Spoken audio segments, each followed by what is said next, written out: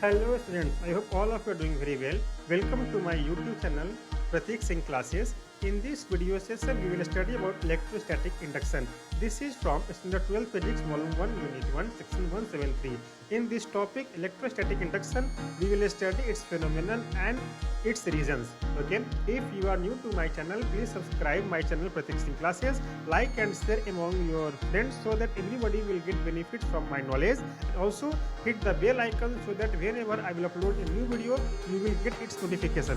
So let us start our class today. Alright, so let us start our today's session. The topic is electrostatic induction, section 173. Okay, in previous sections we have learned that an object can be charged by rubbing using an appropriate material. Okay, we have seen that when glass rod is rubbed with silver, amber, okay, ebonite rod is rubbed, okay, because of that there happens transfer of charges and the object gets charged.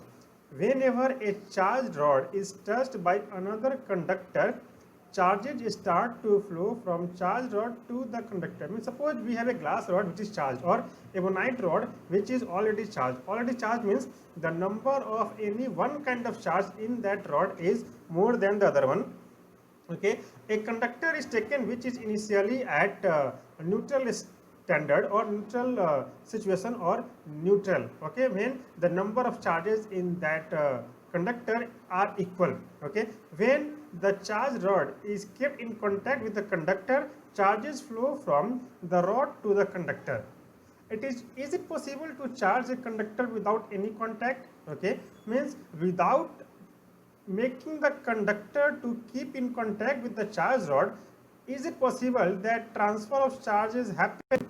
Okay, yes, the answer is yes. Okay, this type of charging without actual contact is called as electrostatic induction. That means electrostatic induction is the phenomenon by which any conductor gets charged without any actual contact with any other charged object. Okay, so how does this happen? What is the phenomenon behind it? Let us see with the help of an example. By this example, it will be clear to you that what is the exact meaning of electrostatic induction.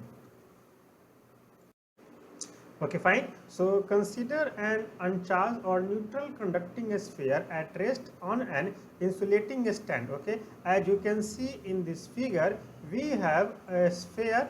Okay, that is conducting a sphere. Okay, that means the material of the sphere is a conducting material and it is kept on a stand which is a non-conducting material or insulating material, so that the charges from the ground should not go to the sphere and also the charges from the sphere should not go to the ground. Suppose a negatively charged rod is brought near the conductor without touching it, as shown in figure 1.49a. okay, so you can see here a rod is here, okay, which is highly electronegative. Okay, when this rod is brought near this sphere, in that situation the positive charges of the sphere will align towards the negatively charged rod, because there happens a force of attraction between the positive charge and the negative charge. Okay, but because this rod is of negative charge, initially the negative charge present at this position will get repelled and they will align to the other direction or to the other side of the sphere. Now coming back to the theory of the book, what does it say? The negative charge of the rod repels the electrons in the conductor to the opposite side. We know very well that there happens force of attraction between the opposite charges and force of repulsion between the same charges. Okay, because of that, the place where the negative rod is brought, okay, initially the negative charges from the sphere at that place will be repelled in the other direction. As the result, positive charges are induced near the region of the charged rod, while negative charge on the further side. Means the positive charge in the sphere will come towards the negatively charged rod and the negative charge will go away from the negative rod in the sphere.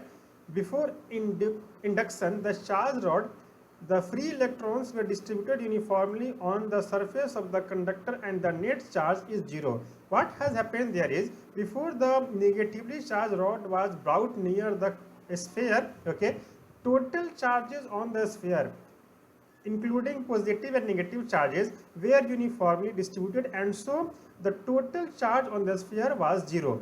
Once the charge rod is brought near the conductor, the distribution is no longer uniform, with more electrons located on the farther side of the rod and positive charges are located closer to the rod, but the total charge is 0.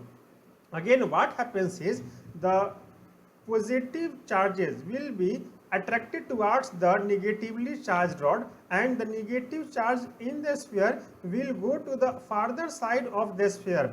Even though in this situation the total number of positive and negative charges are equal, whether they have displaced, the total charge is 0 in the sphere. Let us try to understand the theory in this example, in this figure once again.